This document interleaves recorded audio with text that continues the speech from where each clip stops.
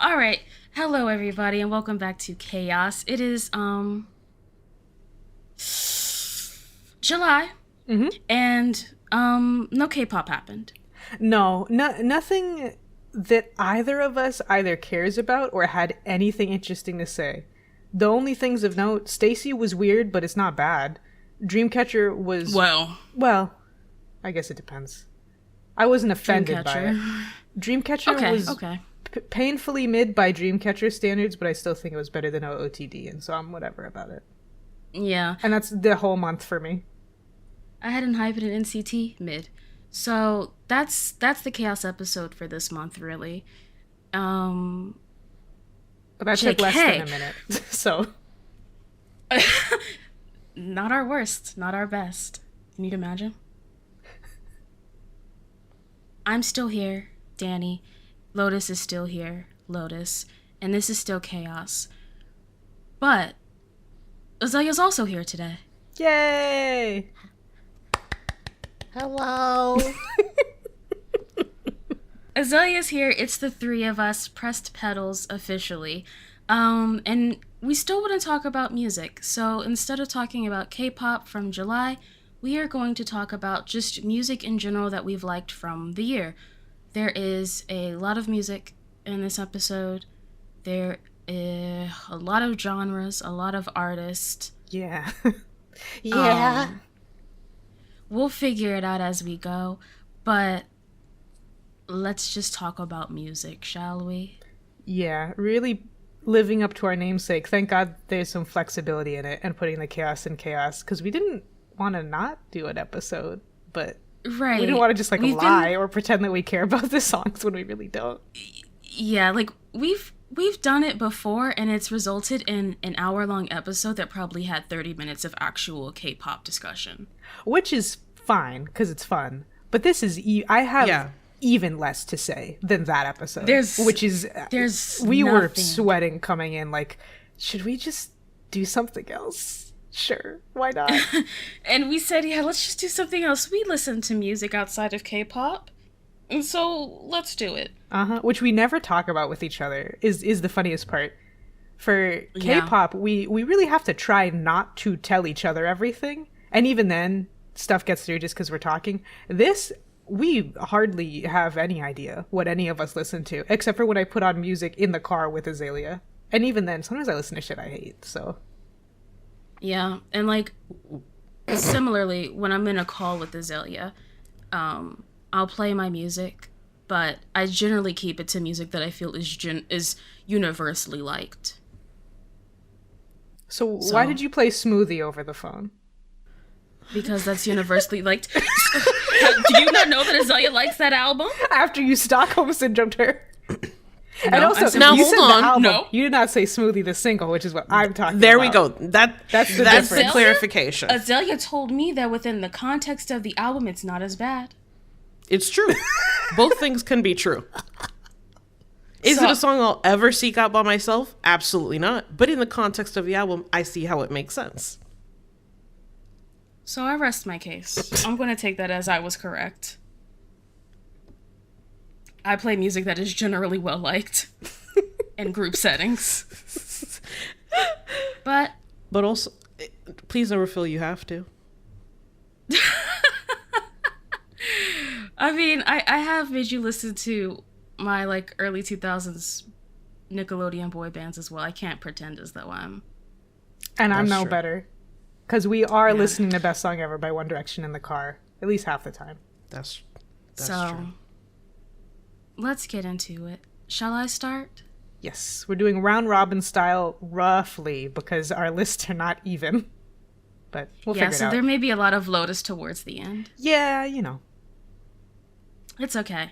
But let me start with my first album, in no particular order other than alphabetical.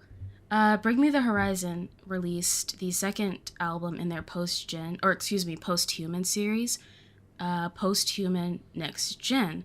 There are a lot of singles on this album. I can try to say what the single is like we do for K-pop, but ultimately they released the first song that was going to be on this album in 2021, and they proceeded to release 6 more songs.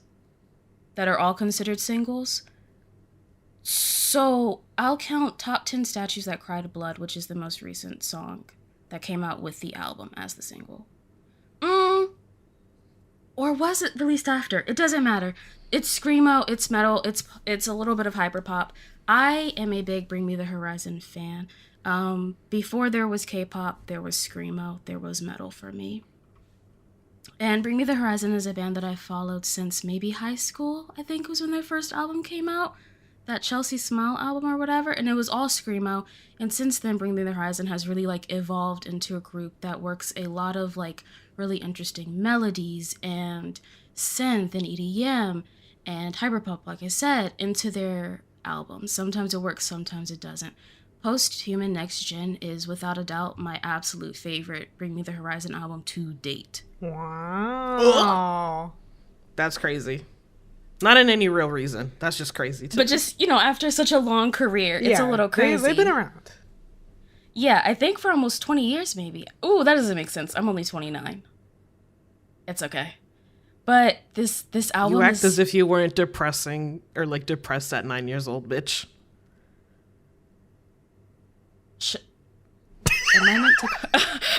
Am I meant to comment on that? I mean, I just felt like I had to say it. No, just to bring us all back to reality. You are exactly right. 2004, so exactly 20 years. Oh, wow. Okay. Well, cool. I'd probably start listening in middle school then. But this album is so good. There are a couple of songs that I'm not super interested in, but overall, it's so listenable. This is a really good mixture of what makes Bring Me the Horizon great. There are so many layered instruments and sounds. Ollie does such interesting things with his voice, and it also is a very classic old school emo album on top of it all. A lot of the times when I struggle with Bring Me the Horizon is when the vocals are scream heavy. There are a lot of clean vocals on this album that sound really good.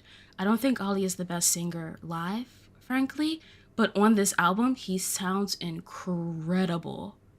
There's an Under Oath feature that is very good. Who was the Under Oath singer? Aaron Gillespie? Whoever the Under Oath singer is, I love his voice, and he sounds so good on this album. The screamer from Under Oath is on that song, and he kind of eats up Ollie. It's very good. I love this album. Nice. I mean, yeah, on the like screamo front, I'm not super big in heavy screaming vocals either, which is usually what has kept me out of the genre. Especially because, I went to school in South Texas to a majority Latino school. So everybody was an emo practically. And I was like, I cannot get into the shit that y'all are listening to. Except sometimes I would get specifically Bring Me the Horizon songs recommended. And I usually like them. So like I've been meaning to listen to this album. And I still have not listened to the full thing. But this song, Top 10 Statues That Cried Blood, is great. And I love their weird, like, bold-faced throwback thing. The album cover looks like these little grungy dolls that Azalea likes. These, like, blind box figures. Yeah. I don't know what they're called, but it looks like that. It definitely, I guess they're doing the 20-year thing and going all the way back. Despite the name, slightly confusing in that sense. But hey, I'm not an artiste. What do I know? Yeah. I don't know the creative direction, but it works really well. Bring Me the Horizon is also, or at the very least, Ollie, who is the, I guess, leader of the group, he's the vocalist, is a huge fucking nerd. Almost to an annoying extent, because lyrically, it comes out, and I don't think he's the best lyricist. It's corny as fuck, but that's screamo, that's emo. But I think him being a nerd and very into video games comes out in this album in a very fun way. I think this album is just fun. Azalea, you don't want anything to say just before we move on? So unfortunately, both of y'all have said exactly what I was going to say, so I have nothing to say. Despite having different tastes in music, we are unfortunately very similar to one another.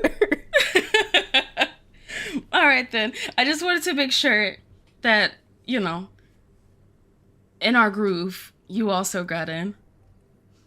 But hey. Oh, the song that sucks on this album is Die For You, though. That's what I'll say. I like Die For You. What? Contention? Uh-oh. Oh, I don't like actually, that song. the song that I don't really like is the song with Aurora, which I think you do like, Azalea. I do like that song. I like Aurora. Yeah, She's weird. I like Aurora a lot. I don't like her on this album. I feel like her future could have been more. But the song that I really don't listen to is Amen with Lil Uzi. Oh, is Vert on the song? Oh, I guess he is doing his rock thing, isn't he? Yeah, so I don't listen to that one.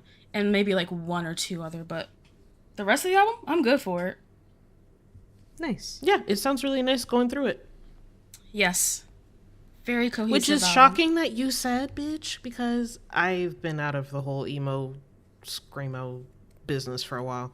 So I just assumed that the kind of music sort of stayed similar to when I was growing up. So when I heard this, I was like, oh yeah, this is exactly what we know. And I think we were watching somebody, or you made a throwaway comment being like, oh my god, yeah, it's just like emo doesn't sound like this anymore. I said, what do you mean? Yeah, no, the sound of emo has definitely changed unless it's a group mimicking an older sound or an older group continuing on with the sound they had in the past. Look at that. You learn something new every day, which makes sense. It's been 20 years, but It's been a minute, so it makes sense that it changes. But this is a good throwback album if you are missing that sound, but also want just like a little bit of fun, a little bit of pop. And if you are hesitant about listening to screamo, this could be a fun album for you. But Interesting. I'd recommend it. I think this is one of the few albums on my list that I will recommend. You don't recommend the other songs? There are a couple others, yes, but not all, no. Okay. But, Lotus, it's your turn now. My first song is Lesbians Heart Emoticon by Alice Longyu, who had her debut album last year. Let's hope heteros fail, retire, and learn. I might be saying that in the wrong order, but just so you know what the vibes are. Hyperpop is the quickest thing to come to my vocabulary, but I don't know if this is quite accurate for this song, which is mostly just loud, which I enjoy, featuring mostly the same lyrics, which are a lot of you lesbians are fucking crazy, over and over again, and then two very short verses. It's a brisk, just over 2 minutes. I love Alice Longyu. She's so funny while also making legitimately good music. And yeah, put it on. Where is this in the gay bars? Why do they only play those white women? Don't answer that question. Which white woman? I was just gonna say, I agree. They don't put this one in. Also, a lot of lesbians didn't enjoy this song because they heard a snippet on TikTok and just assumed that it was, I don't know, a non-lesbian. It was a lesbophobic. What kind of straight person would make this song? Genuinely, this extremely inside joke exclusive lesbian song. Girl, oh, I hate people sometimes. Saying shit like, a lot of you lesbians are fucking crazy. The only thing you're interested in is having sex and having sex. A heterosexual and a lesbophobe is not making this song. It's not going to happen. This is a frustrated woman from one of the two big cities. I don't know if she's from LA or New York, because I think she goes back and forth between the cities. I'm not 100% sure, but being in the shark-infested lesbian dating pool of those two cities, she said, I'm sick of this. Let me make a banger for no reason. And that's what I like about it. I hope that this is leading up to a new album, because I think that she's put out a couple of random singles, including Come to Brazil, which is also, it's all right. Okay. Come to Brazil. Come to Brazil. All right, Azalea, our late entry into this episode. Oh, and incredibly also late. When did I get into this? When did I get into this? Well, actually, maybe like we set the idea, let's say on day one. When were you invited, Day or when two? did you start putting songs in? That's the thing. Well, day two, those are different. I'm asking when did we start this? 2 weeks you ago? were invited to it almost immediately. I want to say 2 weeks ago. A week? Yeah. Ooh. Time goes by so fast. Oh yeah, but I basically I could say finalized my list 2 days ago, but that was both the start and the end of the list making. So yeah, late entry is correct. You said 2 days ago.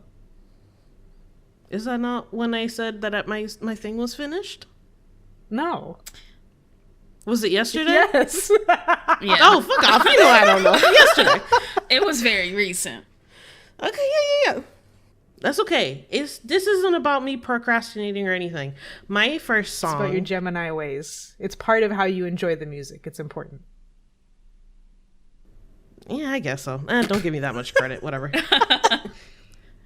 But genuinely, unfortunately, TikTok does come up again because I get a lot of new music recs from TikTok, and actually good ones. So unfortunate for y'all with the fucked up algorithm, but I'm doing fine. I first heard about this band called 12th House Sun. They basically are like a kind of newish, a little emo grungy kind of band from Minneapolis, and I was like, oh, I like this snippet on TikTok, let me go ahead and listen.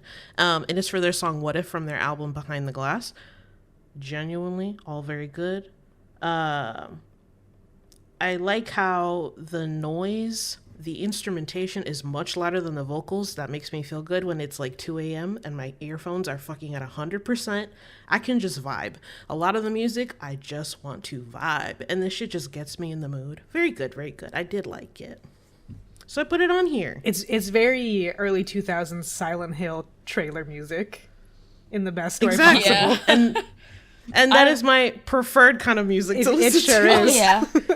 As I was like going through the list, I started at the top and then went down. And the list that we have is broken up into like it's my songs and then Lotus' songs and then Azalea's. I knew exactly when Azalea's song started. Oh yeah, and that's a hard break too between the end of mine Hard. and the beginning Hard. of Azalea's. Hard. I knew exactly where Azalea came in at. Hard. But yeah, I actually really like a lot of their music, and they also have a trans frontman. So good for y'all, bitches. Word. Making me... I love that about that. Thank you, TikTok. Ooh. Took it back before it left your mouth. It didn't feel right saying it, but I mean, I do agree with the sentiment. But like, just those people that were able to get it on my feed. Fair enough. All right, then. Let's bring it back to the top. My second album. Also, just note that unless specified, I am recommending whole albums. Oh, okay. Oh, sure. Just I'm not. I don't. I mean, like for most of this, yes. If it's an album, I'm recommending the album. But Brittany Howard at the start of the year came out with What Now? If you don't know, Brittany Howard is the former frontwoman of Alabama Shakes. I think they went inactive around somewhere a little before COVID hit, maybe like 2018, 2017. And she's been putting out solo music. I think her voice is absolutely amazing. It is so good. It is one of the best voices, I think. One of the most powerful, like, rich voices currently. And Alabama Shakes did a lot of blues and, like, old slow rock. And I kind of expected that with her solo music as well. Her solo music is so fun. What Now is, it's a little, like, psychedelic. It's a little, like, it's a lot funk. It's a lot of funk. Very groovy. It's very good. I think there are a couple of songs that kind of give you a false sense of something when you first listen to this album. It starts off almost a little slow and melodic and very beautiful, and then immediately it's just noise. It's a shocking amount of noise on this album. And it's so good. I think that when you have a human being who has an amazing voice and is so talented and can play instruments, it may be impossible for them to make bad music. It's tough. I think they'd really have to work. She could get lead some me anywhere. bad music. Huh? She could lead me anywhere, I think. Yeah, I'm good. I think this album is so good. And I will say that my first listen to it, I didn't think much of it other than like, oh, she's talented and like this is a good album. But the more I listen, the more it just kind of, I just find something new to really enjoy and go, no, this is a much more like complex album than I initially thought. And I think that's a very nice thing to have. A surprise is always welcome. I will say, I was genuinely surprised because I was like, why do I know this name? Found out Alabama Shake's history. And I said, oh yeah, I remember when they were just randomly, let me not say randomly, but they were getting a lot of fucking awards during some sort of season when they released an album. And I was like, oh, okay, I've never heard of them. That's cool. Anyway, that single, What Now? That shit is loud, bitch. Mm-hmm. Yes. I'm always here for some That shit is layered. I said, thank God. It's been a minute. That's the thing. No shade to K-pop. Genuinely. Yeah, no, all shade. Me shade. No. I don't want to offend K-pop. But it's pop music. It's like, it's quick. No matter how much I love it, it's quick, it's pop. There is something about, I mean, granted, most of what I listen to isn't K-pop. But, like, there is something so nice about going from listening to K-pop for months because of chaos and then just being able to sit down with my non-K-pop albums and really feel something again. You know. Listen to actual music. I mean that in not like K-pop is bad. K-pop is bad. No, I enjoy K-pop. But K-pop, it's got pop in the title, and it is for the most marketable, wide-reach audience ever. Yeah, it's popcorn, as the people say. Mm-hmm. Exactly, it's popcorn. Hey, you guys do whatever you do. Y'all are a business. But when you find somebody who make music because they like music, it's just they are able to make their own music, and that's what they did. It's just. Yeah. Lotus, who you want to tell us about? I want to tell you about Caroline Polachek, who, ironically, I just noticed, is name drops in Alice Longyu song, which is funny. Yes. But Caroline Polachek is sort of the, like, art pop, alt pop girly of the moment. Like, no one is really that close to her kind of pedigree now after she's released, like, I mean, she has, like, 3 or 4 albums, and then she has, like, a bunch of others under a band, and then, like, 2 others under a different name. Like, I don't know, it's wild. She put out an album called Desire, I Want to Turn Into You last year, and the deluxe edition came out this year with a song on it called Coma that I listened to probably at least once a day. I listened to it repeatedly in the car. There's actually a cover of, the original song is called Pharmacoma, in parentheses, for Ben Dietz, for some reason. By default genders. I don't know anything else about this song. Miss Polachek introduced me to it. And it's fucking awesome. Like, the original track is great. It's just a straight up breakbeat song, with a couple of, like, kind of hidden vocals in it. You can barely hear them at all.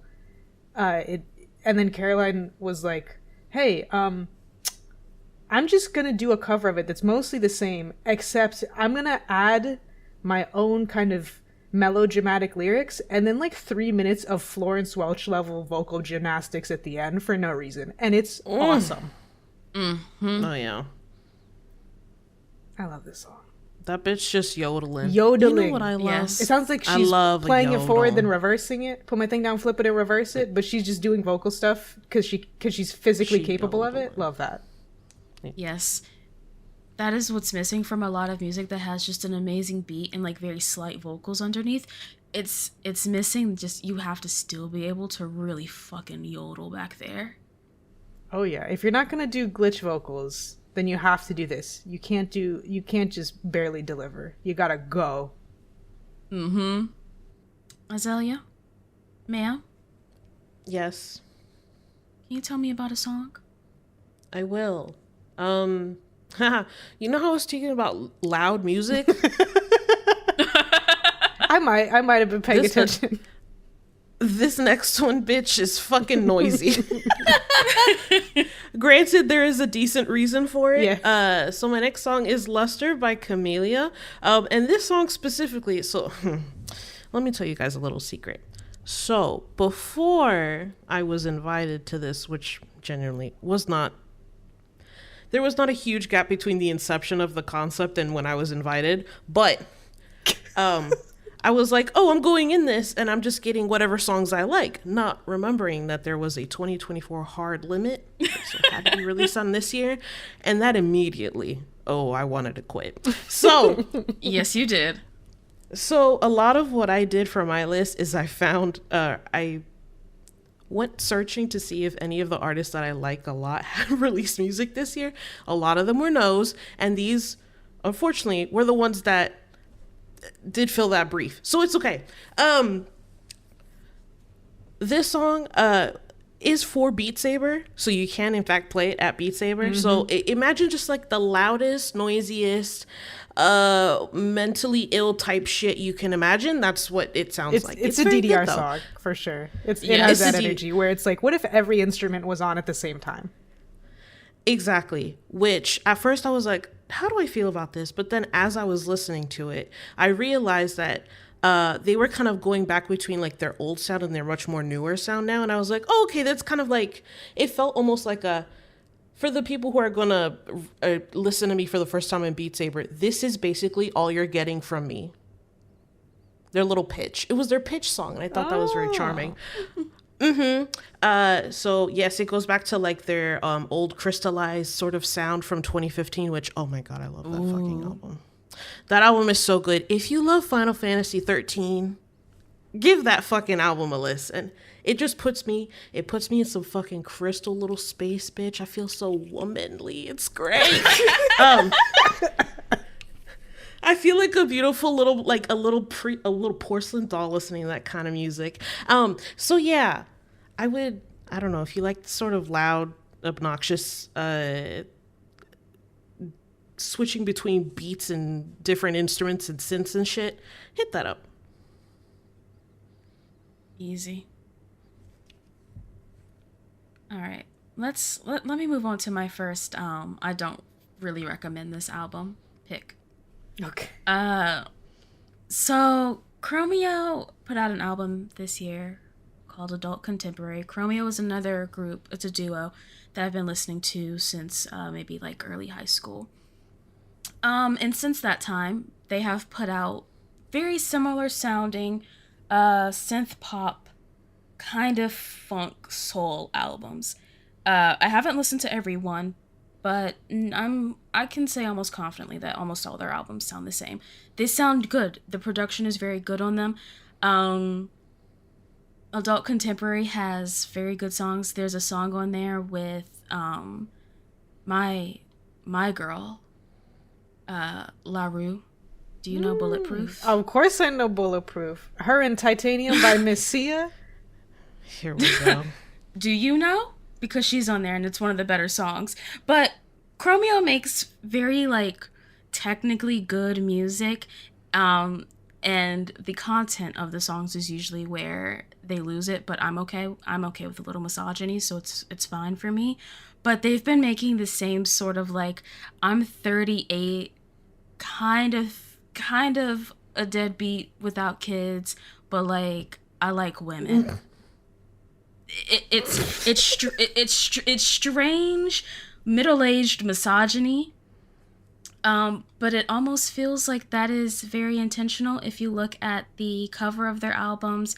If you think about the name of their albums, like what are some of the names? I think White Woman is just an album. I mean, even this one, this album is called Adult Contemporary, which is a joke because that's like, when you're going through the radio stations, it's not a genre, but it's exclusively something that radio stations were called. Like, we play adult contemporary music. Whatever the fuck that means. Yes. All of their albums have, if they are not showing like leg as like superimposed like sexy lady legs and heels on them, there is a woman posing. It's all very much a thing that they do. I think it's very good. The one thing I will say about adult contemporary though, the lyrics are a little misogynist at some point. I think this is one of their better sounding albums. They've been in the game for a very long time, and despite the fact that all of their music sounds pretty similar, I was very pleasantly surprised to listen to this and feel as though, despite having the same sound, it sounded better. It sounded like the production was better. So in that sense, maybe I can recommend it, just with the caveat that they've got a shtick going, and they've kept it up since like 2000. Are they like an evil Silk Sonic? Ooh, that's a good comparison. Isn't Silk Sonic already kind of evil? For like straight people, no, I don't think so. Oh, and this is okay. But see, I'm not saying that Chromeo isn't for straight people, but I think we could consider Silk Sonic evil. Oh, I see what you're saying. Yeah. But yeah. I don't think Silk Sonic is evil. Okay. But these are the evil twins of Silk Sonic. However, I distinctly remember that Chromeo has been on an episode of Yo Gabba Gabba. Silk Sonic could never be on Yo Gabba Gabba. Bruno Mars could be on Yo Gabba Gabba. Now, come on now. But Silk Sonic could never be on Yo Gabba Gabba. I think he would tag along. Bruno would absolutely make a fucking effort just to pay off his debt. Yeah. He needs multiple income streams. She won't let him live it down. Ever since she found out about this, she won't let that poor Filipino man live it down. Hilarious. I think it's fucking hilarious. You're telling me that you have to stay in Vegas for the rest of your life? God damn. It's not good. But yeah, that is my fun little fun electro funk synth pop pick of the episode. I will say that I don't remember what the instrument is called, but is it? Oh, I think it's a talk box. Chromeo introduced me to a talk box, and it has been one of my favorite instruments ever. Well, they didn't introduce it to me. Black people were using it in like the 70s and 80s, but it was the first time I like officially saw what made that strange sound in music, and I've been hooked. It's just that plastic tube in their mouth. It's that plastic tube. I really like the song you recommended. It's fun. Their music is all very fun. It's a little campy. Like you can tell that this is kind of a joke. The song is basically about a girl that he's sleeping with leaving shit at his house on purpose so that it'll think about her, and like while normally that might be a cute romantic thing, it's kind of goofy. Like there's that line where he says, "Hair ties, not mine. She loses hair ties all the time." Yes, that's Chromeo. Like I know that fucking dad humor. Like I know they've gotten so much flack for being having like a little bit being a little bit of misogynist, but like it's the fun kind. It's the fun kind. You can't be mad at a 40-year-old for being a misogynist when he's still rocking a skinny jean. Right? Wow, he really looking like a villain. Oh, but that's all I have to say on this one, so we could move on to Lotus. Yeah, I mean, we might be kind of combining because I'm going to be talking about Doechii. I selected a couple songs. You selected a couple songs, and we found that one of those overlaps. So I guess I'll talk about my individual one first, and then we can talk about the one that we share. But yeah, I mean, it's tough. Doechii is kind of on an album cycle. We have no fucking idea when this album is going to come out. It's supposed to be sometime this year, I think. But I want to shout out Alter Ego by Doechii featuring JT. I mean, it's a Vogue beat times 10. There's fans clacking. The song starts with someone going, "Ugh," and I just put my drink down. And I love, it's a bitch track, and it's great. I would listen to it any day of the week. Yes. Because Doechii has the energy. JT does great. Doechii does have the energy to carry a song like this by herself, which she does in the other song I like, MPH, which is very, very similar. The third song, which Danny has, is the one that's a bit of a departure, but I would say this is probably most of what we're gonna get on the album. She also has like a really aggressive, like slightly more rocky track called Pacer coming onto this album. Just an angry song, as opposed to these ones, which are more of an "I'm that bitch" kind of anger. But yeah, listen to some Doechii. I think her album's probably my most anticipated release of the year for sure. Yeah, it's insane how great she is. Same. Yeah, let's get all the Doechii out the way, because combined we have almost every song that she's released so far this year. I was gonna put Pacer, but it came out last year technically. I know it's coming out to this album, but I was like, I'll leave it off. Then we do have all of the songs she's released this year. Doechii can do no wrong. you will be hard pressed to find the same energy in other rappers that you find in Doechii. Oh yeah. I remember when Crazy dropped, and I think she performed it at like the BET Awards or something. Yes. And I, like, every 3 years, I punished myself by watching the BET Awards. And she performed Crazy, and it was one of the most amazing experiences of her just yelling on stage, keeping the energy the whole time, mic on. And she's just kind of kept it up there the whole time. Rocket is a departure. Kind of, sort of. It's as if she took all of like the slower, calmer parts of her music and made it just one long song. But I enjoy it. Sometimes I do want to be a little bit calm because Doechii tends to make me a little hyped up. Yeah, I'm not super big on Rocket. I feel it's not like boneless, but it's missing like a couple bones. Oh yeah, it's a little. I mean, I think in like a general sense, it's not boneless, but compared to the rest of her music, it is boneless. Oh, for sure. I would love for a song to like this to be like song 12 on a 16 song album. You know, like I've been hyped up for a smooth 30 minutes. Let me calm down for 2 and then get right back to it to end the album. You're Pomodoroing an album. Hear you. It's exactly. Oh, then we can move on to Azalea then. Mm-hmm. We've covered some ground with this one. Wow. All right. My next pick. I do like. She's really having her fucking moment this year. Senora Charli XCX. I love this fucking song from this album. This album's like good. I don't listen to it all the time, but I love Sympathy is a Knife from that album. That shit make me go crazy. I feel like I shake Lotus's car every time we listen to it. You do. There are times where I'm focused on the road, so I don't notice. I'm like, oh my god, what the fuck is happening? And then I just realize that you're dancing. I fucking bang every time this damn song comes on. It's just fun. It's loud, annoying. I like it. This is genuinely my first album that I've listened to from her because I always lumped her in with the what's that Iggy Azalea song she on? Fancy. Oof. Yeah. Rough. I was like I have no reason to listen to her. The beat goes, but oof. Yeah, you know. So I was just like, whatever. And then everybody just kept talking about her. You know, that color is called Brat now. I think it's very funny. But now it's like we're reaching a moment where I'm like, okay, shut the fuck up. But I had to listen to it because it was everywhere. Everybody was playing like on TikTok. They were playing like her other songs like Apple, the 360, 365, blah, blah, blah. I said, no, this is okay. I can understand it, yada, yada. And then I found this song and I said, I love this song. I love this song. Yeah, there are a good like 7-8 songs off of this album that I listen to almost daily.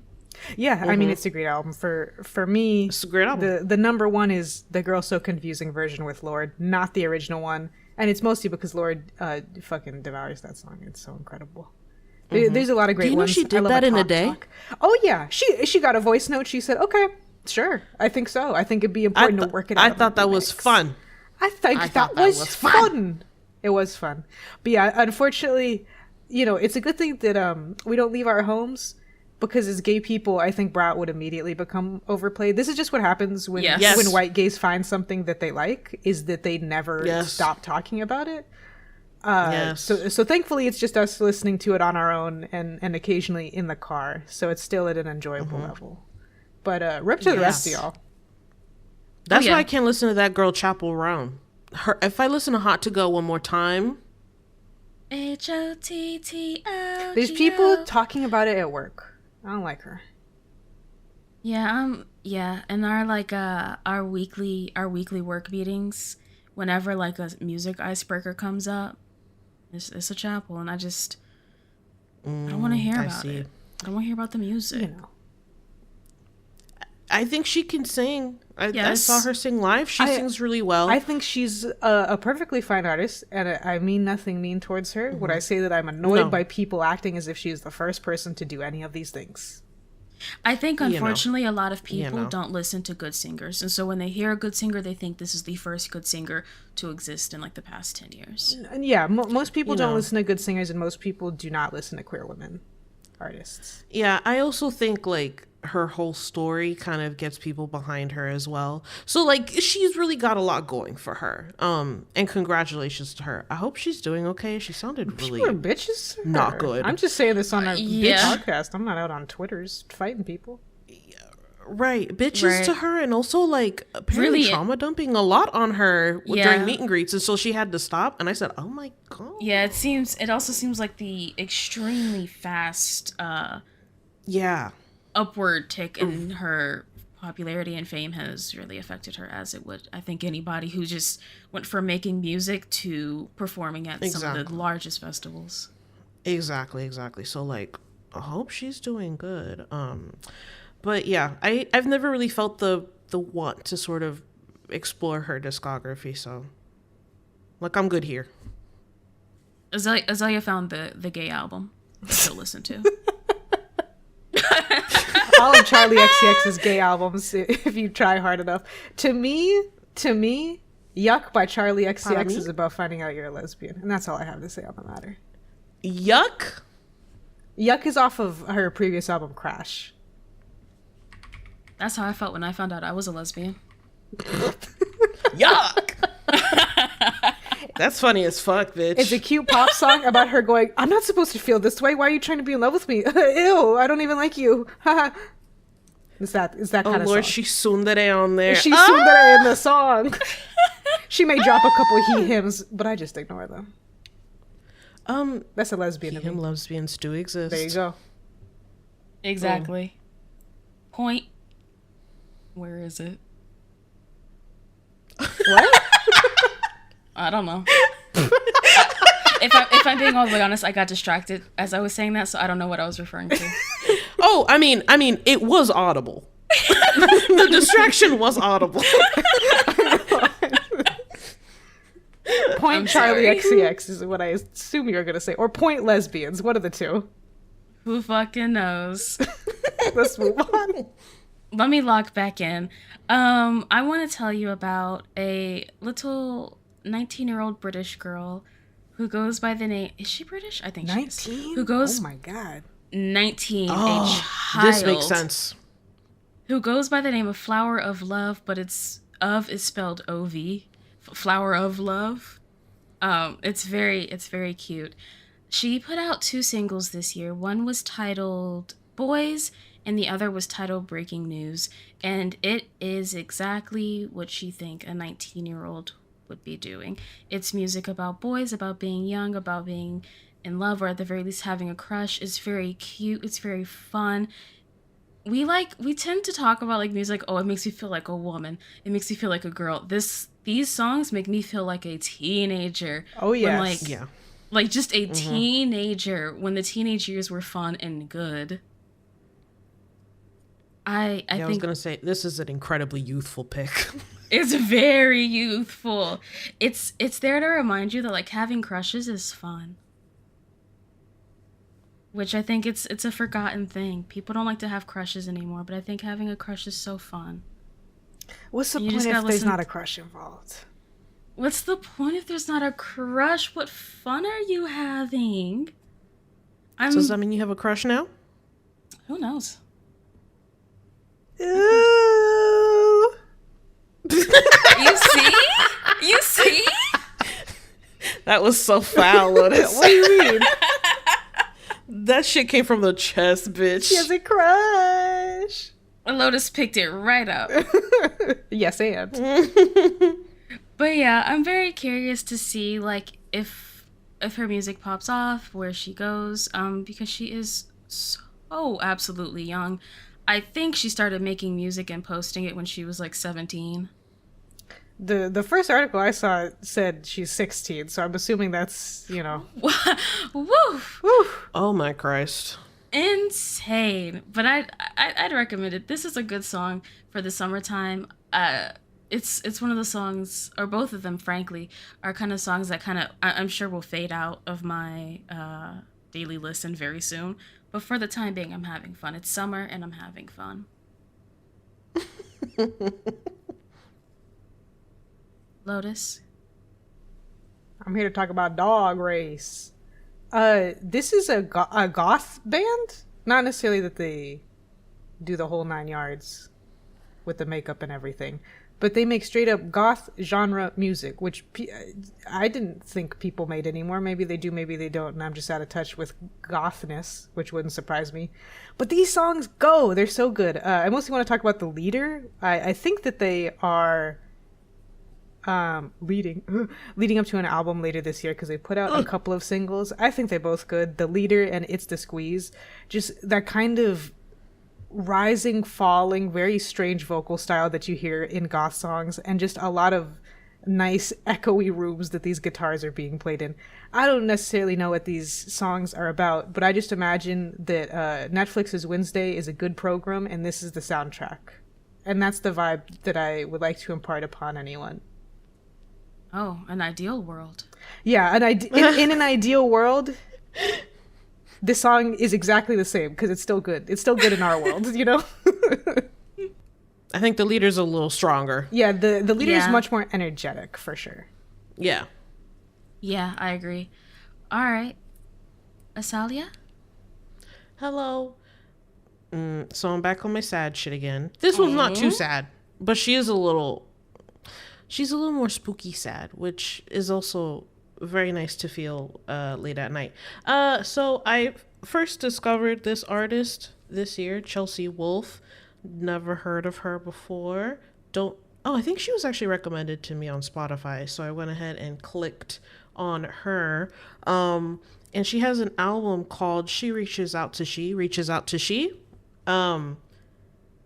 I think the album name is very sort of indicative of what the album sounds like. It's all kind of like droning, nihilistic type shit.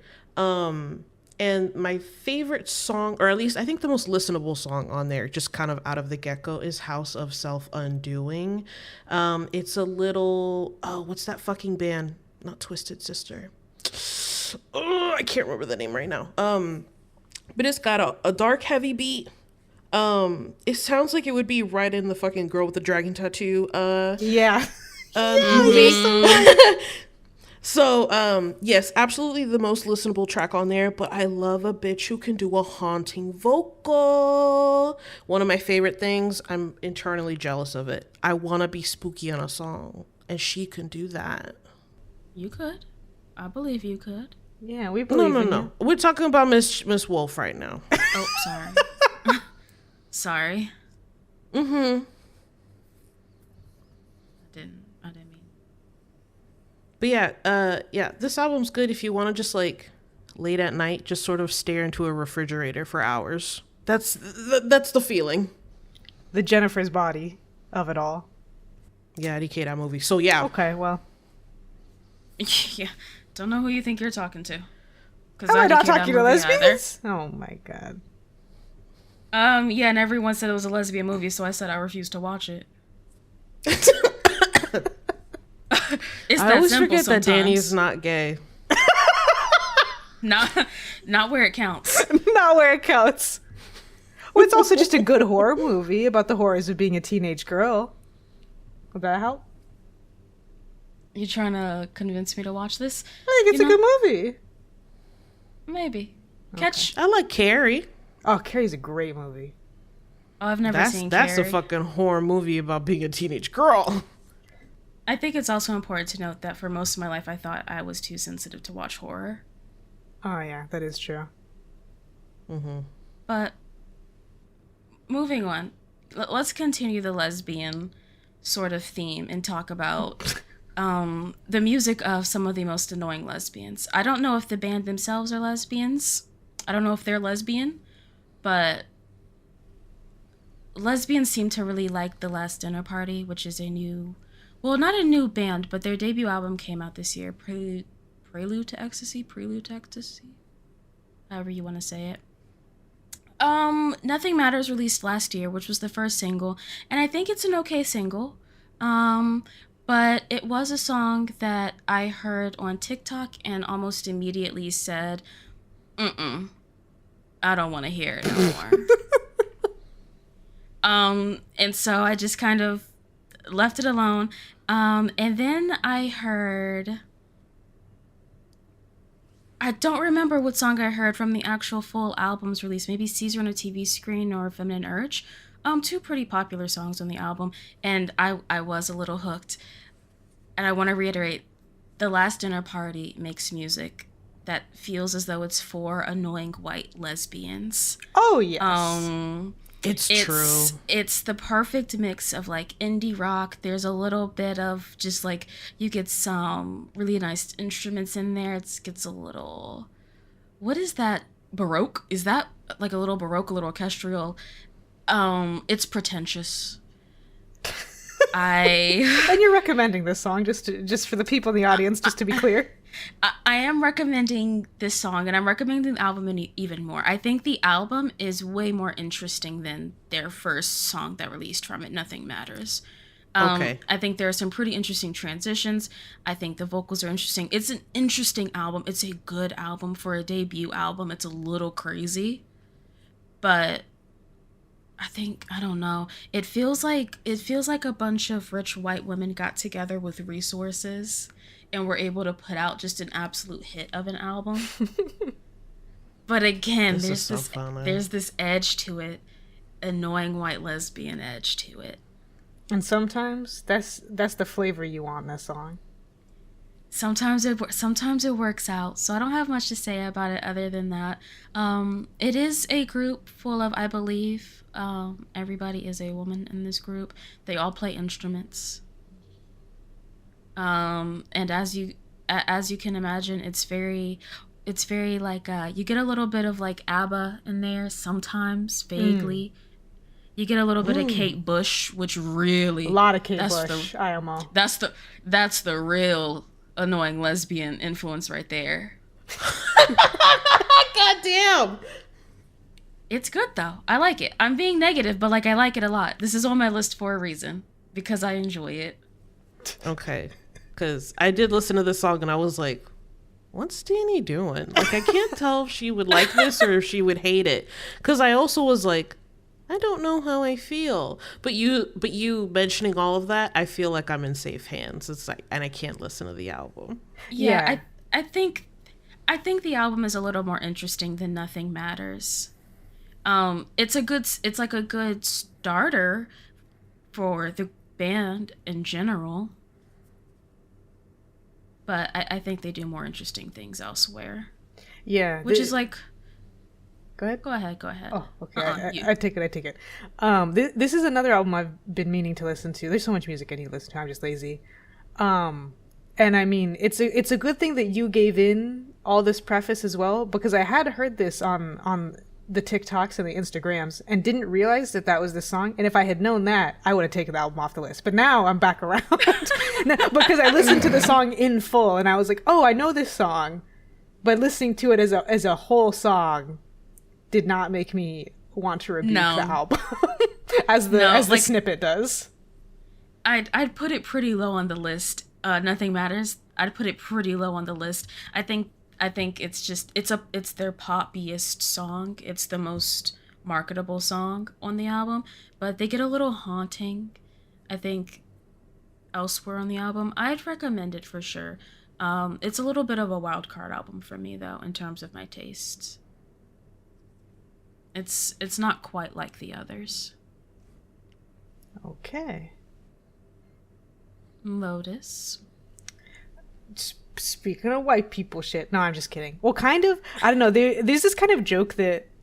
Well, I don't know, joke. Sometimes it's a joke. Sometimes it's people doing legitimate contemporary cultural analysis, which is like white culture kind of subsuming other cultures and becoming like a new thing. You know, there's a thing of like, AAVE is just Gen Z slang now or whatever. Mm-hmm. This is like some good old white man alt rock music. And it feels almost like it's kind of entombed in its own thing in a good way.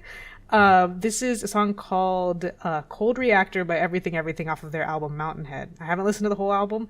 I don't remember recommending it. I feel like I listened to like half of it and I said, I'll do it again later, which is not usually a good sign. But Cold Reactor is a great song. Lyricism, themes in my music that are consistent. That's crazy. Who would have thought?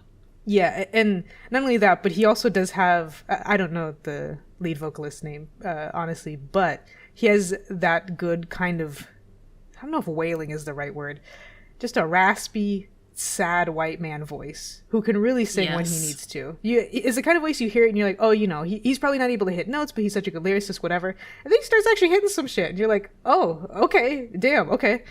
But yeah, this is a great song with a whole, like, you know, if you're really somebody who likes to dig into lyrics and theorize and stuff, put that genius lyrics away, put those annotations away, and just sink your fucking teeth in to this song that is about modern life and overconsumption and kind of about the striving for clean energy somehow, and then also about just what it's like to live at this time. It's a great song. I love this song. That's what I have to say. Yeah. That's cool. I haven't listened to everything in some time. But if I remember correctly, I think that is what they do. They like to really write a lyric. Write a lyric. They like to write a lyric and have those lyrics use words. They like to be about something. They pull out that thesaurus. They pull out that thesaurus and they get to singing and writing. But yeah. Appreciate that. I really like this song. I wouldn't have ever thought that Everything was still making music without seeing it randomly on your list. Really? That's really funny. Uh-huh. Azalea? Remember when Doja Cat used to make good music? I knew you were gonna start this way. I do remember that. Yeah. You do remember that? How about you, Danny? Vaguely, yeah. That's what Candyman by Flyana Boss is for me. Extrapolate on that. Explain that to us. Good song, sing nice on it, be a little fucking nasty on it. A little fucking nasty. Oh yeah, this is just about fucking wanting to love up on a man like candy. Lollipop licking, etc., etc., etc. I think it's a lot of fun. These two were the girls that got kind of viral online for like running around really populated areas singing their music. Sprinting. It's insane how much ground they are able to cover. Yeah. Yo, I need to see that fucking cameraman. What is your setup? I need to know. But yeah, that first song, whatever. But this one, I said, oh, I like this one. Will I look for them again? Probably not. I don't know. This song's really good though. I like it. Yeah, I think I like Flyana Boss in general. I did actually like their first song, especially they did a remix with Missy and someone else. I forget who. You know, when Missy's on the track, how am I supposed to remember anybody else? And in general, I don't know. I like their music. Some of it is a little bit, you know, if we're talking about pop music being popcorn earlier, some of it is a little too popcorn and like about nothing, or like, you know, there's like multiple songs in a row that just kind of have the same vibe. But I think Candyman is really fun. It does have that what it needs, which is a very addictive chorus. He my little sweetheart, yes. My little gumdrop. Love your man, girl. He my little lover boy. I mean, that bitch pregnant. I was going to say, I love her posting photos, looking cute as hell, singing to her songs, just belly out. Oh yeah. The freedom of pregnancy. The freedom of pregnancy. All right, then. Let's move on. My next song is The Hills by Rachel. Oh, I'm not sure how to say her last name. Chinouriri, maybe, I believe. But she is a soloist, a black woman doing indie rock in the UK. And she put out What a Devastating Turn of Events, which is another debut album this year. I think this album is fantastic. The Hills is such a gorgeous song. I don't understand exactly what she does with her voice, but it's a little warbly, it's a little waily, it's a little haunting, and it's a little pretty at the same time. And this album in general is so interesting and so sad when you really start to listen to it. In a way that I really appreciate. It feels almost like she really took diary entries and journal entries and like elevated them into a song, which I normally don't like, to be honest. I don't know how to sound, I don't mean this in a cold way, but I don't always like when music is overly personal.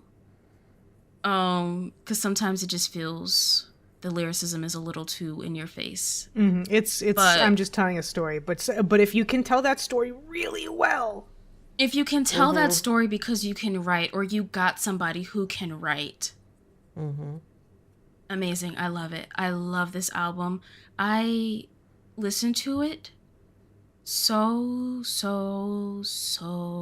often. I love when, because a lot of the music I listen to is white people music, I love when black people step into that space and do it better. Yeah. And I think that's what she's doing with this song. There are a lot of singles on it, but without a doubt, I think The Hills is absolutely my favorite song. Yeah, I'm glad you recommended The Hills, because you previously had a different song on here that had a lot of not even talking. It was kind of just monologuing, which is not necessarily bad. It sounded like a voicemail left. Yeah, not necessarily bad, but definitely bad as an introductory song. And I was like, yes, ooh, I don't know.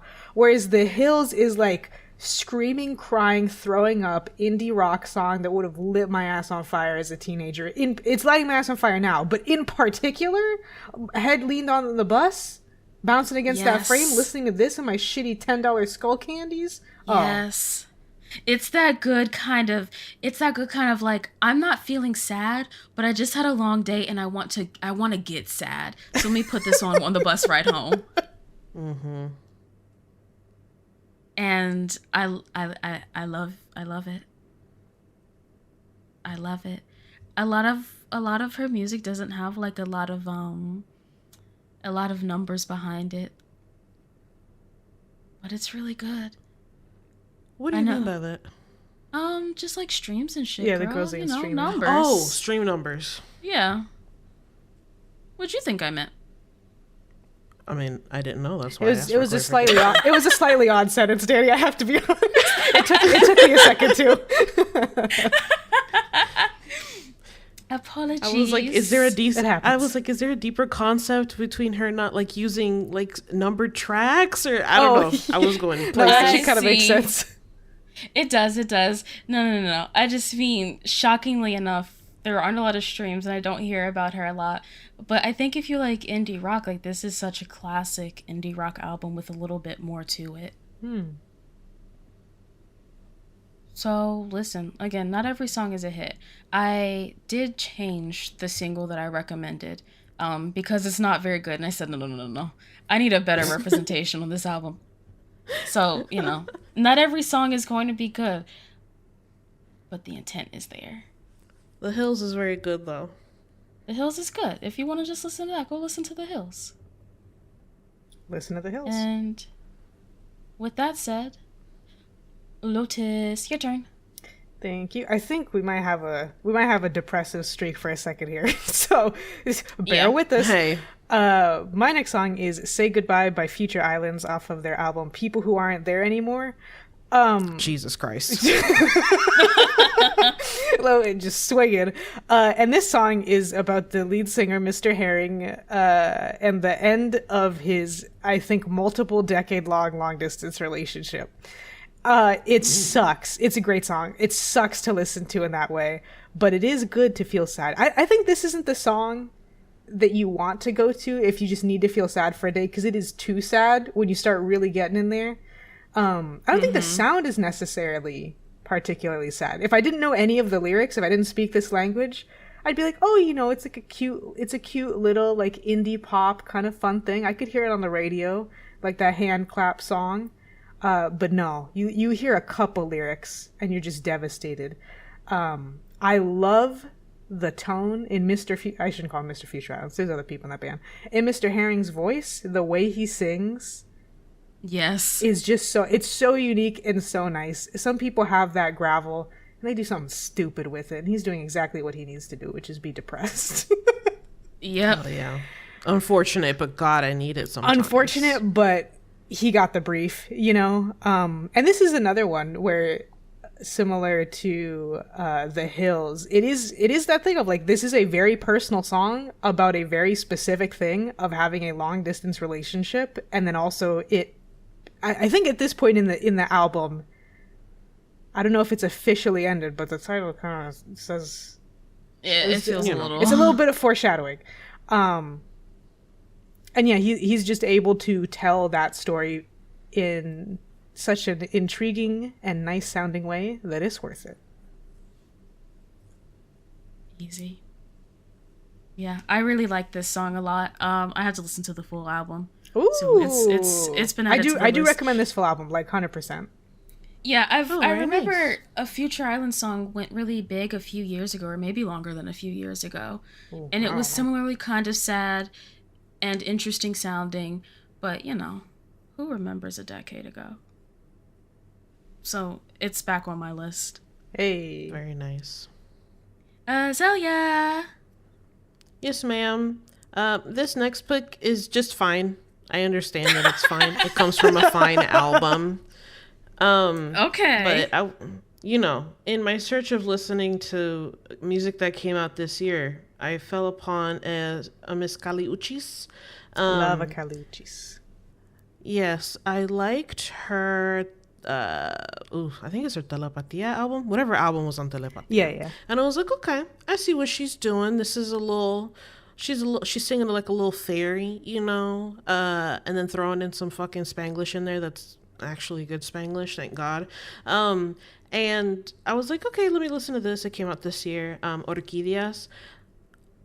It's about the same as what her previous albums were, which I don't know why I was a little disappointed by that.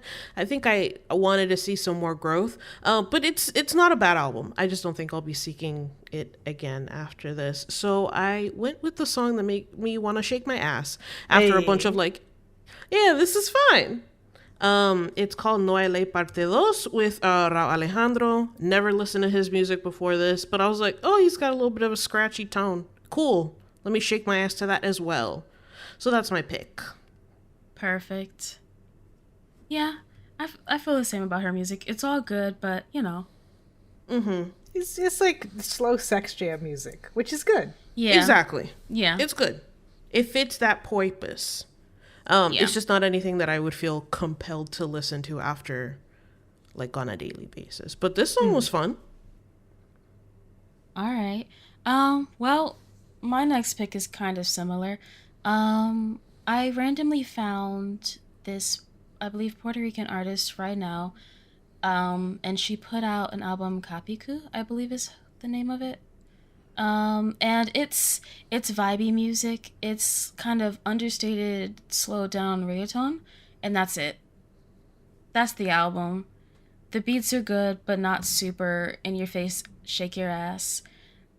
She sings very well on it, but nothing like extraordinary. This is just like a good album to listen to, specifically when I am working and I have to focus on the words I'm editing, but I still need background music. I go to this album. One, because it's all in Spanish and so I won't be distracted by the lyrics, but two, because it's just an easy album to listen to for the most part. That's it. That's all I gotta say. I think every song flows pretty well. It's 16 songs, and I don't get tired of it before the 16 songs hit, which is really important. But that's about all I gotta say about it. And this horny ass song you picked. Girl, I mean, horny. it's called Roadhead. Can we just tell the people it's called Roadhead? I didn't need to look up the called Funny lyrics. as fuck to me. there are some things where you kind of get you can understand it vaguely just through living life. Right. Stupid. Stupid as hell. And just by living life, you'll feel it in your soul. But for the rest of it, I don't know what she's saying. I'm just vibing. Isn't that shocking? Was that? I thought you were Latino. Okay, but would you not agree that Spanish is very regional? I like how that's where you went. Instead of being like, why does me being Latin mean I have to know Spanish? The colonizer language? You went. Which colonizer language am I picking? Exactly. You went with something so far away that... That's such a bullshit thing to say. Well, I didn't know what it means because I speak regional Spanish. Girl, she was one step away from saying, I speak an indigenous language. I don't speak Spanish. Ay, Dios. Oh, let's move on. I got nothing else. How am I supposed to follow that up? Do your best. I'll do my best. All right. My next single is Life by Jamie XX featuring Robin of... Wow. I know. Of Dancing on My Own, Call Your Girlfriend fame. Jamie XX is going to be releasing an album later this year. Jamie XX is doing what they do and making funk house music. It's called Life because it's like, it's giving me life. It's giving cunt. It's giving walk. Like, that's just the song. It has multiple Vogue just talking breakdowns, and then the rest of it is a very catchy funk house song. It's good. Kind of thing that you just listen to, gonna do a workout or run, or just need to listen to something happy. Very true. Yep. Do you want to do your next song as well, Lotus, since you kind of got a bulk in here? I should start doubling. Why'd you say it like that? What's she trying to say about me? What are you saying about that? No, I was just saying. I guess. Completely different vibe though. It's a little the exact opposite vibe of depressive crooning about how you want to be loved but aren't sure if you ever want to let someone in to love you by Maggie Rogers. The song Don't Forget Me off of an album of the same name. Ooh, don't you hate a bitch who can sing sometimes? Yes. Sometimes. All the time. But I mean, it's a great album. It's I don't know if you'd call it pop country. It has it's like a indie pop, all pop kind of thing, but it has a country twang to it that I think Maggie Rogers just always has to her voice. It made me feel It's the yearning. sad. It's about, hey, number one, this song is about yearning. So Maggie Rogers is a lesbian to me. And this is a lesbian song to me. I've always assumed that's how it worked. Yeah, we're the only ones that feel that. We're the only ones that yearn. It's genetic. And we're all related, apparently. Yes. Yeah. Well, you heard it here first, folks. All right, then. We're back to Azalea. Oh, God. Just that quick. Oh, God. Yeah. My next song. Oh, God. Well. Peter. Peter. Oh, my God. That was good. This next song. Oh, thank you. This one, no singing. It's just sad, droning music. I really realized, girl, can I tell you something? I haven't been diagnosed, but yeah. I don't know how to explain this pick, but voices in my head. Oh God! First off, by øneheart, and my head is empty. There's only voices in there. I just fucking realized that. That's very funny to me. Yeah, this is some sad, droning, kind of atmospheric, disassociation music that I found that I listened to a lot of when compiling this list, so I really did have to cut it down. You don't like a lyric in your music. Well, I guess it's not what I seek out when I listen to for music. Sure. I do enjoy an ambient track. I do enjoy noise. Very interesting about that. But yeah, Miss Sad Music again. Yippee! It's good though. I like all their shit. That's very good. It puts you in a place. They put out a lot of music too. God, really? Yes. What the fuck? Yes, they put out a lot of fucking music. I was shocked looking at their fucking discography. I was like, God damn, bitch. But yeah, sad. Nice, but I'm good. Yeah. Ah! Overall, let's keep it moving.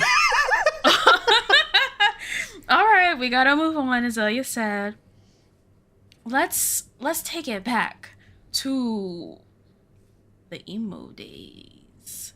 Vampire Weekend put out an album. I have not listened to Vampire Weekend since 2010. Who knows what their music sounded like in between? But this album, it's not the Vampire Weekend I remember, and I love it. Well, I don't know if I love it. I think I love it. But they put out an album, Only God Was Above. There's so much sound on this album. There's so many instruments in every song on this album. I don't know where they're coming from. I don't know where they're going.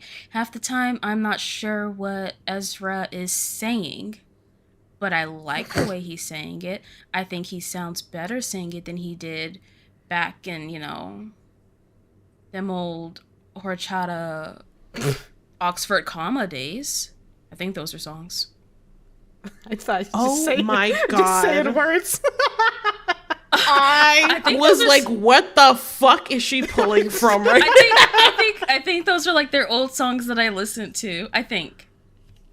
My God. I mean, the songs on this album, Ice Cream Piano, Classical, Capricorn, Prep School Gangsters, Gen X Cops, like it's a little nonsense.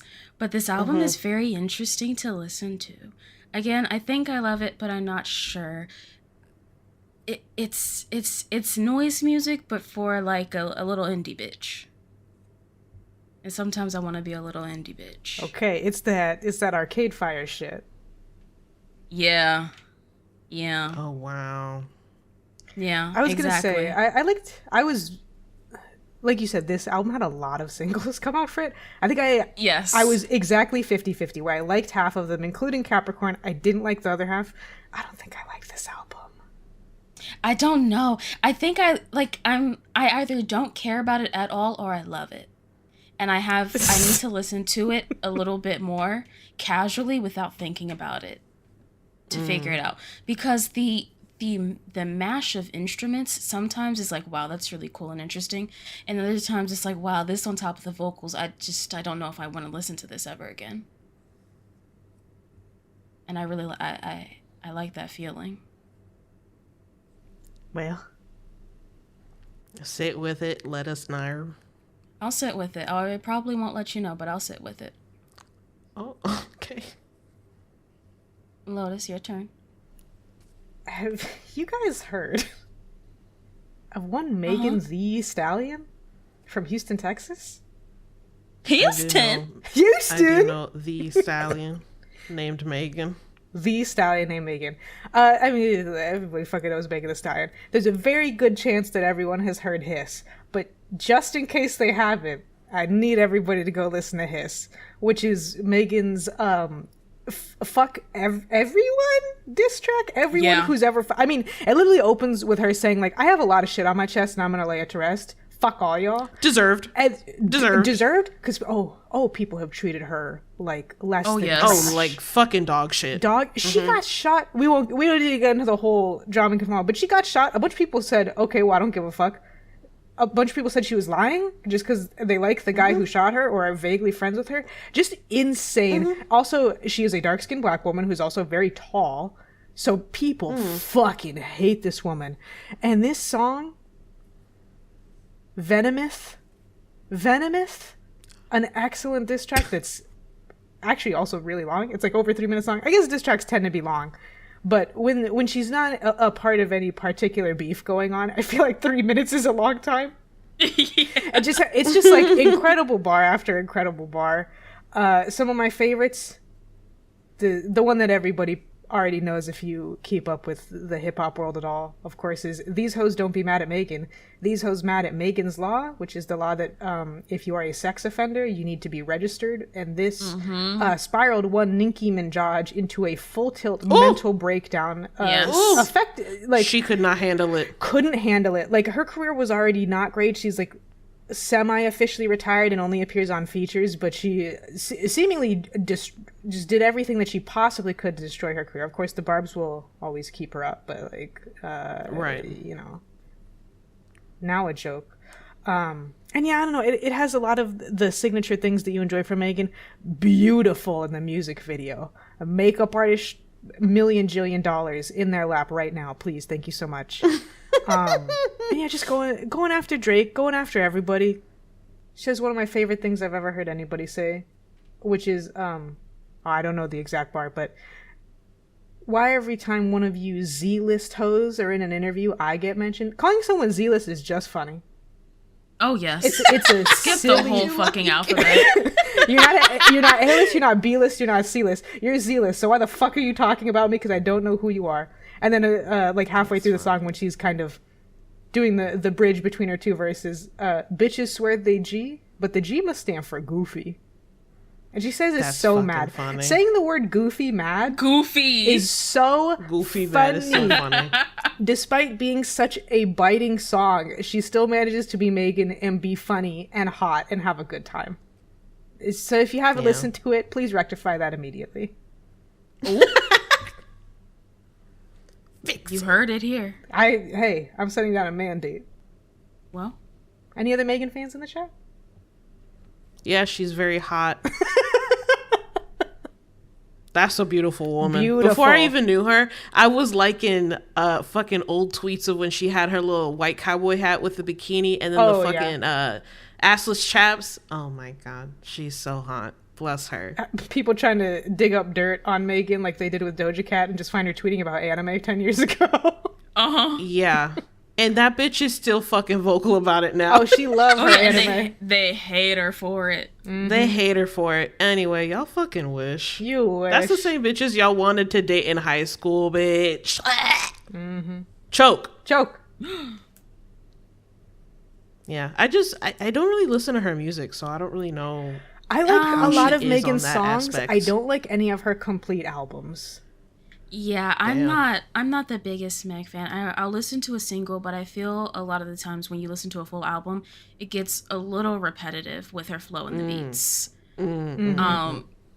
And so it's just not the most enjoyable listening experience. But when she puts out a single and you listen to that single, it's fun. Yeah, you got to do like a 1 in 3 kind of thing, because it's not that any of the songs are bad. It's that a lot of them do tend to be a little samey, especially earlier when she was more boxed into like, I'm sexy and I love having sex, which obviously is a huge part of her persona, but it was like her Miss Tina Snow. Yes, era. A lot of it was only that. Mm-hmm. Right. Okay. Yeah. Oh wait, should I be doubling up still? Yeah, let's double up. Maybe I should do a quick double up. My other song is, hey, MGMT still makes music. What the fuck? Yes, they do. I didn't know that. I haven't listened to them in probably a decade.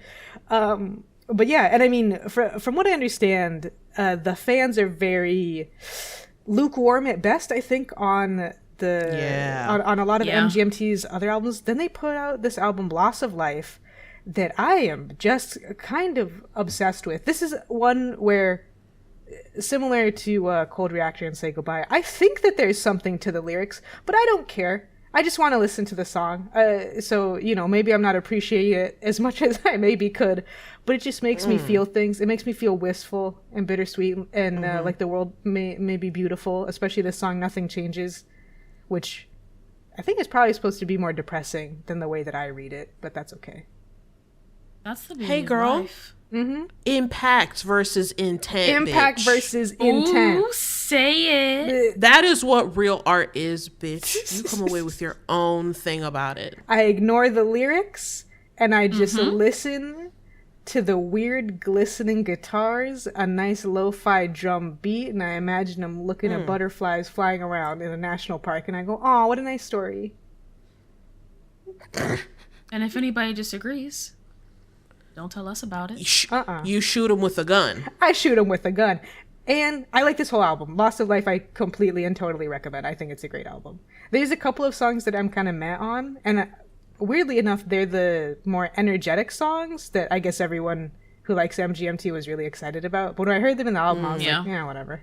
They're fine. Yeah, I'm a fake fan. I don't think the energetic songs belong on this album, but overall, I said, damn, what if it was an energetic album though? Oh yeah.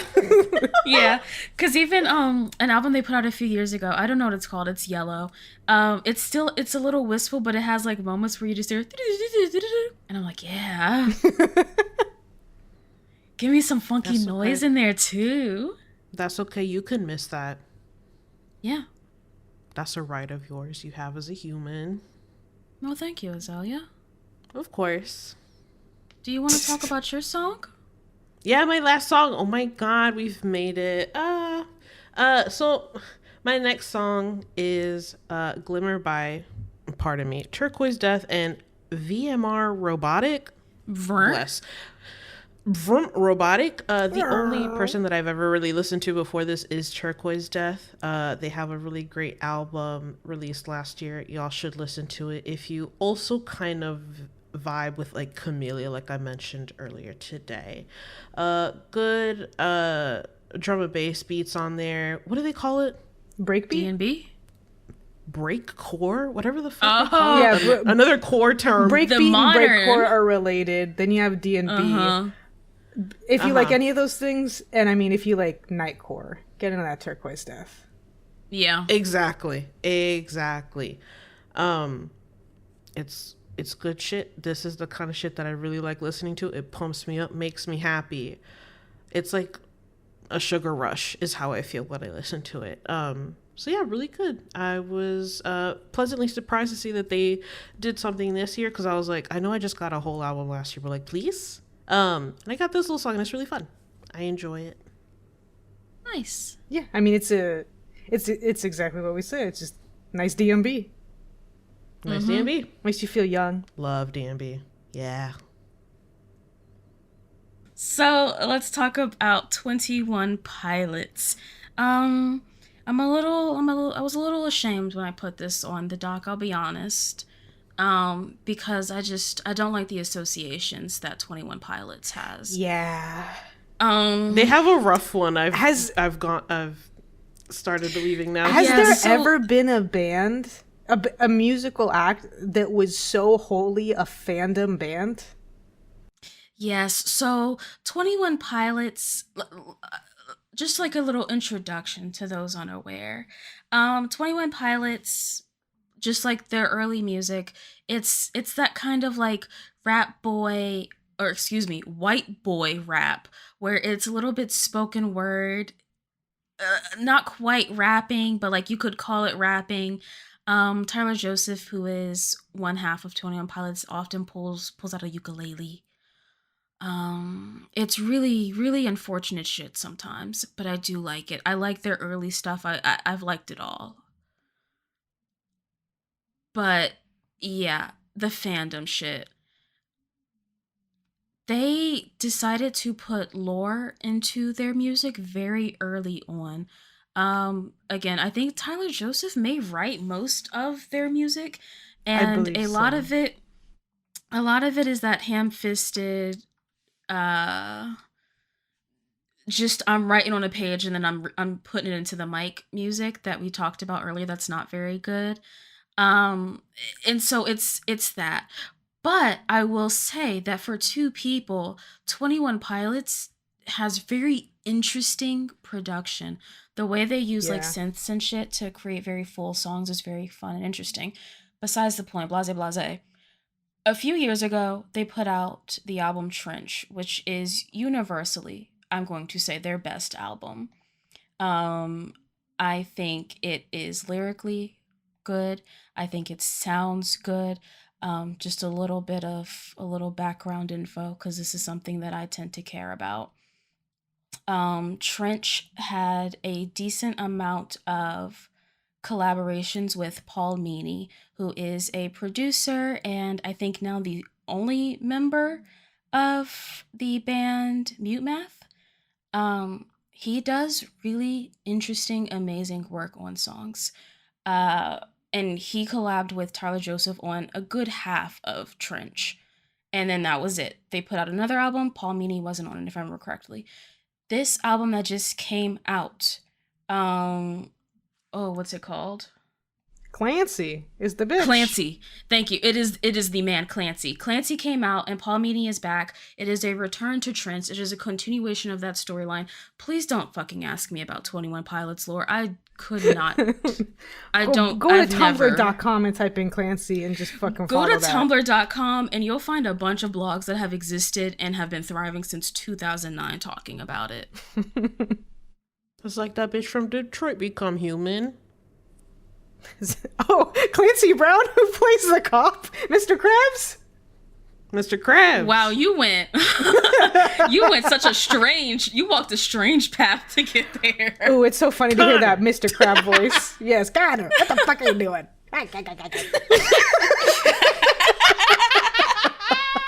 Ooh, unintentionally the funniest game ever made. Yeah.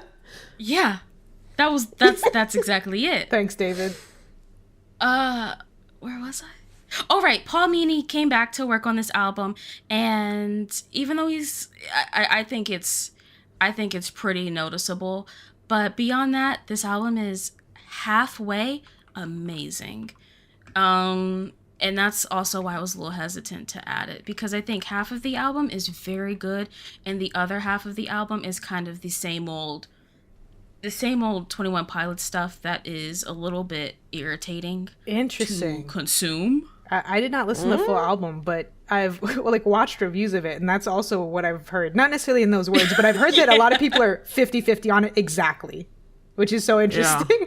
Yeah, this album has 13 songs. I think I like 6 of them, sometimes 7. It's a very half-half split.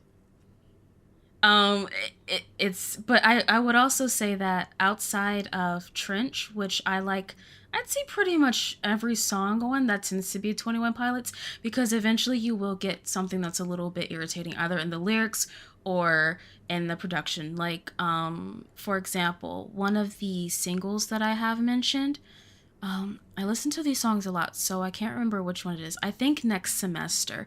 Next Semester is a really good punky song. Mm-hmm. And it's really gritty. And then it closes out with him doing a sort of isolated vocals ukulele moment.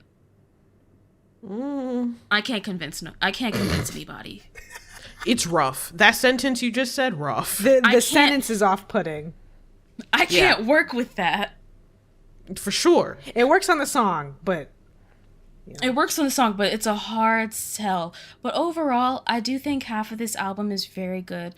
I think the first 3 singles that they released are also very good. Overcompensate had me fucking hype, because unfortunately I did fall into the whole, like, there's a moment where he just goes, "Welcome back to Trench," and I got really fucking hype. The opening is hard as fuck. It's awesome. I got really fucking hype, and there's a lot of like similarities in some of the drums to Trench. Like, fine, I fell for it.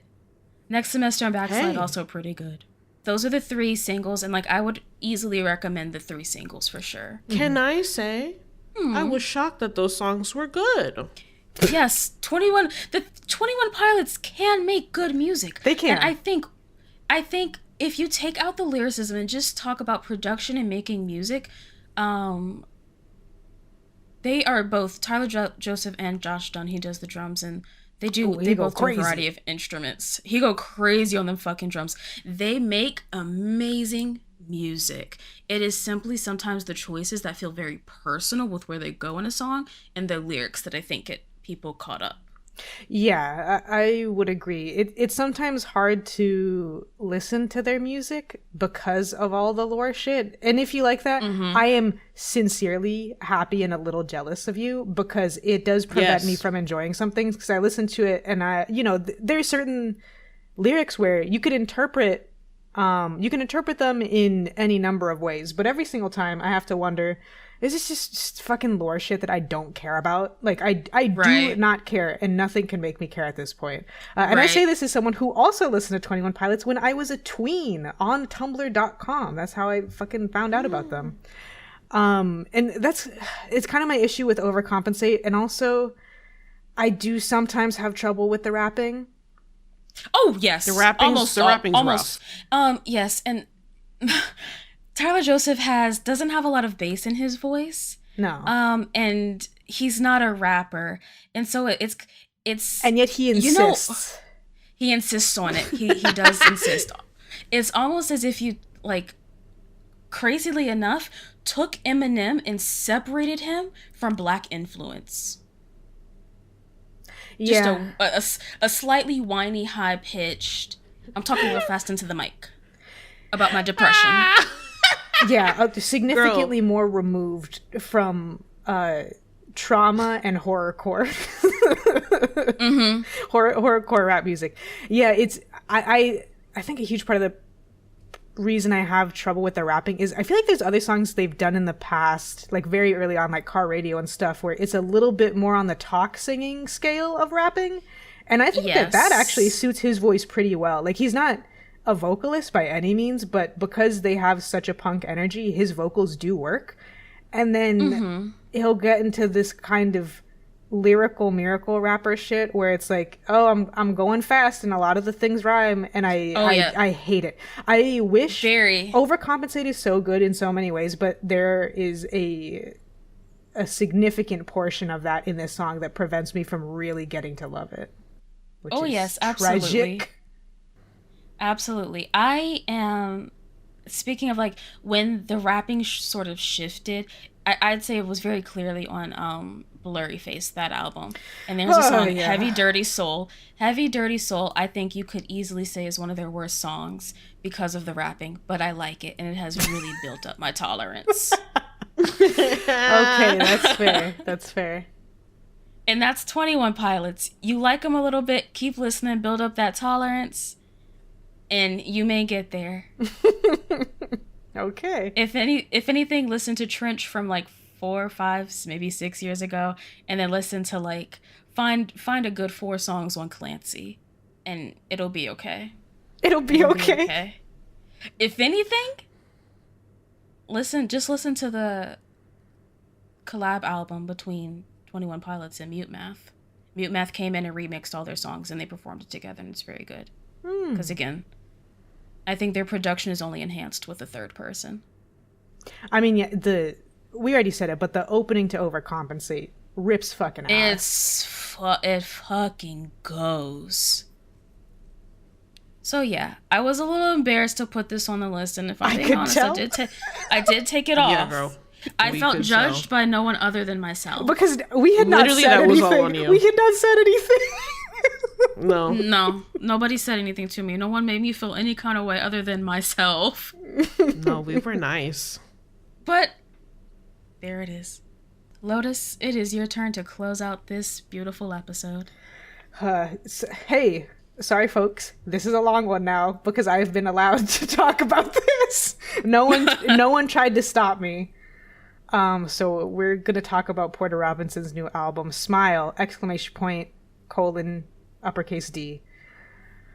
Oh man, I don't. Should we let me do this? Should we let me do this? Hey, you might be here for a Now, minute. if you don't go fucking buck wild, okay, kill that bitch. Porter Robinson is one of my favorite artists of all time. The first time I ever met Azalea in person, we went to a Porter Robinson concert for his most recent album before this one, Nurture, which is arguably my favorite album of all time. I have very conflicting feelings about this album that mostly lead to disappointment. This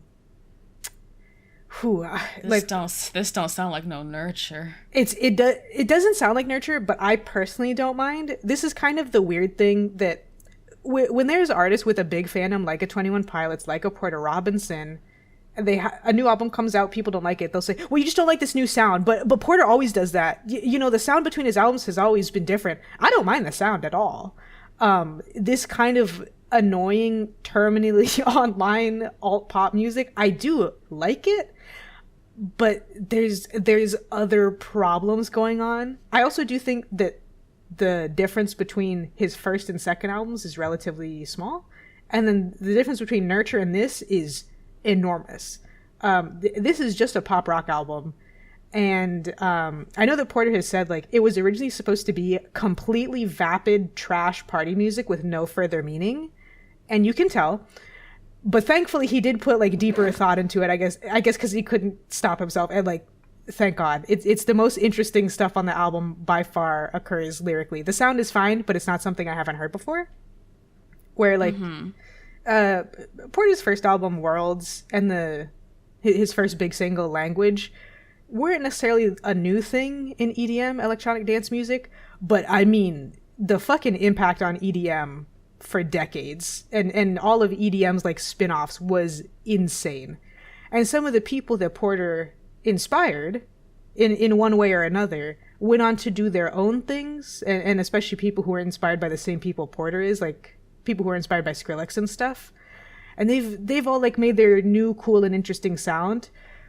But after all this time has passed, Smile sounds a lot less like a new sound for Porter Robinson, a new sound and inspiration from Porter Robinson, and more like a worse version of the stuff that his first album inspired. Like go listen to Violet Pony, who is a My Little Pony themed DJ on youtube.com, or listen to Underscores, who is an indie rock artist who is also opening for Porter, but only in Europe, which is sad. And you'll see exactly what I mean. Go listen to Violet Pony and Underscores, and you'll be like, oh, they make better versions of the music that's on Smile. And so it's like, I think the sound is fine. And maybe this is suffering from success a little bit, where I expect more from Porter Robinson. But it's like, it's fine. You know, I don't know Porter too well. But this album sounds a little bit like Owl City's debut album. I don't know if you're not the first person anywhere. Who said Owl City's. Yeah, Owl City, like specifically the debut album that I think was maybe only on MySpace, mixed with a little bit of Blood on the Dance Floor. It's a little Blood on the Dance Floor, which the thing is like, that's not on accident, you know? Like it sounds intentional. It's very intentional, which sometimes is fun. Sometimes it's I'm cringe, but I'm free can be very fun. But the thing about being cringe, and especially being cringe but being free, is that it has to be sincere.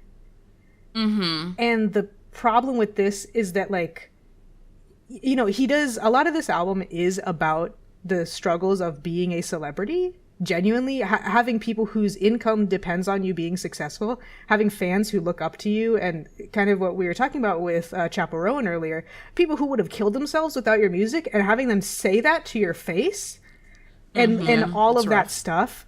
It kind of, when you're going to combine that with this trashy ass pop rock album, it kind of necessitates you being satirical, and a lot of it is satirical, but for me, it just falls right on the wrong side, where it just becomes insincere delivery, especially with this album's promotional cycle.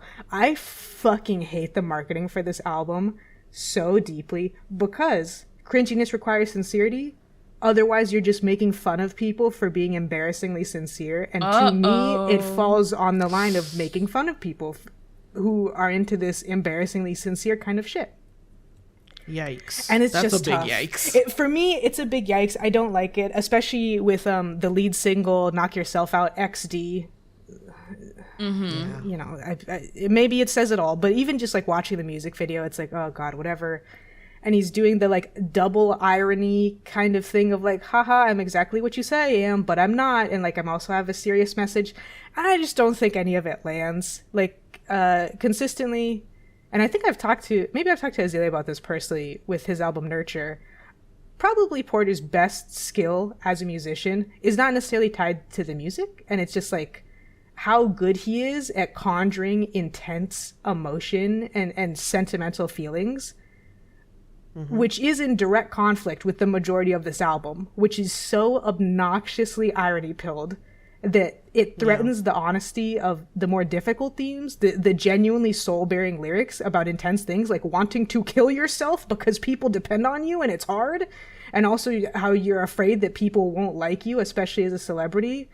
Everything poignant is undercut by a joke or a foray into a character And it just, it knocks it all up. I think the best song in this album is Russian Roulette, because it has the most of that feeling of Porter bringing forward the like emotionality into this album, into the new sound.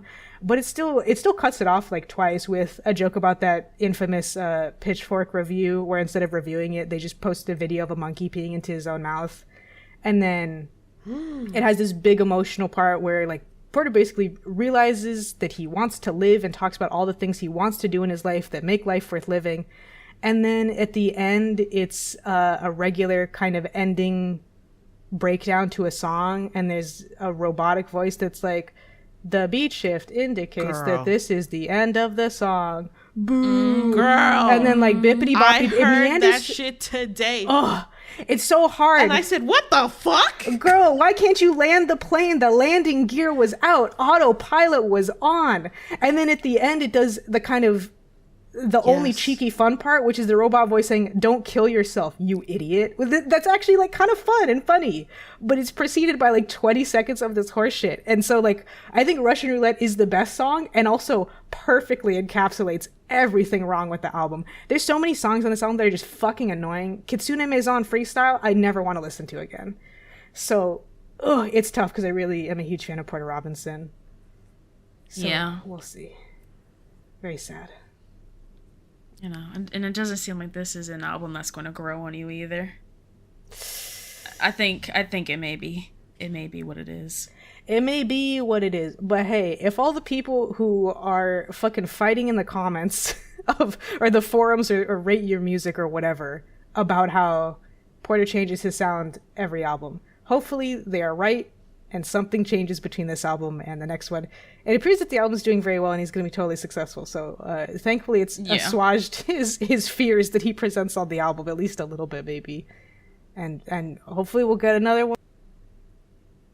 Here we go. Oh, and I do have one more song, I guess, huh? Yeah, it's go, you can close this out. I'll close this out with something that's less, well, equally as depressing, but in the good way. Yes. Now for something completely different. Zach Bryan is a country artist who's an actual country artist, as in the sense that he makes actual country music instead of country pop or country EDM or country rap fuck shit. Lotus. And he's also an artist. Lyrics in my country song about the American experience? I am so sick of people putting out country music and it's not fucking country. And it's not fucking country music. Post Malone. Kelly? Mr. Machine Gun? At first I said, no, who's Kelly? I thought you meant Kelly Rowland. I said, when did you put out a country song? But go on. Yeah, I mean, the thing with country is a lot of the good country albums are like 50 years old at this point. Well, let me be more generous. 30 years old at this point, because country has gotten so much into the pop schlocky shit. I'm sure we've all heard fucking Red Solo Cup, I Fill You Up, blah, blah, blah. Zach Bryan is an actual country artist. He is an incredible lyricist. He's a solid singer, not the best singer in the world, but his genuinely poetic lyricism is just like mwah. And so this is, I believe, his second album called The Great American Bar Scene. There's a couple songs that you might have heard on a Tink Tonk, especially one, what is it called? Wet Hot American Nights. It might just be called American Nights, but you know, people post their little party song, their little party TikToks, and they add it as a song. I recommend the whole damn album. My favorite song is one of the lead singles called Pink Skies, specifically the single version. The album version has a feature, and it's not that they're bad or anything, but this is a sort of wistful song about what the song opens up with, which is the kids are in town for a funeral, which is happy and sad at the same time, because everybody's here, everybody's together, spending nights together, getting to live together, but it's because somebody died. And I just think having a solo vocalist serves that a little bit better. So yeah, if you're one of those fucking people who ever in your life, but especially recently, has said the phrase, oh, I'll listen to anything except for country. You're out of your mind. Number one, you're out of your mind and you've never been shown actual country music. Give this album a listen and tell me that this is not the shit. Yeah. Tell me that this man isn't an artist. Yeah. And that's what I have to say. It's good. I think country, again, real country is a universally good genre. Yeah. It's just gotten a little murky, a little muddy. A little murky, a little muddy, extremely commercial, and not depressing enough. Strange people at the head of it. Strange people. It's people always like made the assumption that country music was inherently racist, and now it is getting very inherently racist. It's very unfortunate. But that's been this month's chaos. Whew. This one's a doozy. A doozy, new and different. Maybe we'll do it It's again all of if those people things. want us to. I don't know. Maybe that's a discussion for later, but if you like us reviewing also not K-pop, I guess let us know. Leave a comment on YouTube, and we'll get back to you as soon as we see it. But that has been Chaos for July. This episode is coming out a little bit later, but we made it work. It's not that late. I'm very proud of us.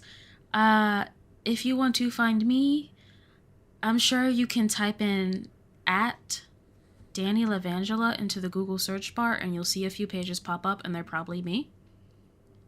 Lotus, if people want to find you. Oh, damn. You interrupted me trying to type out Daniel Evangela into the Google search bar. Okay, well- You can... No, forget it. They'll have to do it at home. I won't do it for them. You can find me at Lotus Loves Lotus just about anywhere. And also just Lotus on cohost.org. I've set up my new webcam. I've purchased some video games. Uh-oh. We'll see. I'm hoping to get some streams in. And it has been a long time and I miss streaming. So yeah.